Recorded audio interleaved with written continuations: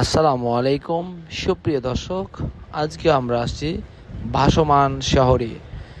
আজকে আপনাদেরকে ঘুরে ঘুরে দেখাবো এই ভাসমান শহরে পাঁচতলা করে যে ট্রলারগুলো, এক একটা ট্রলার পাঁচতলা করে, সেই ট্রলারগুলো ঘুরে ঘুরে দেখানোর চেষ্টা করবো। নিশ্চয়ই আমার ক্যামেরায় দেখছেন যে তিনতলা উপরে দেখা যাচ্ছে এবং পানির নিচে দুই তলার অবস্থান। এটা হচ্ছে আমরা দাঁড়িয়ে আছি বরিশাল অভ্যন্তরীণ নৌ রোডে। বিশাল বড় বড় আকৃতির ট্রলার এই শহরে, এই বরিশাল শহর সংলগ্ন যে নৌবন্দর, সেখান থেকে যখন ছেড়ে যায় ঢাকার উদ্দেশ্যে, কিছু দূর গেলে যেন মনে হয় দেখে একটি ভাসমান এক বিল্ডিং।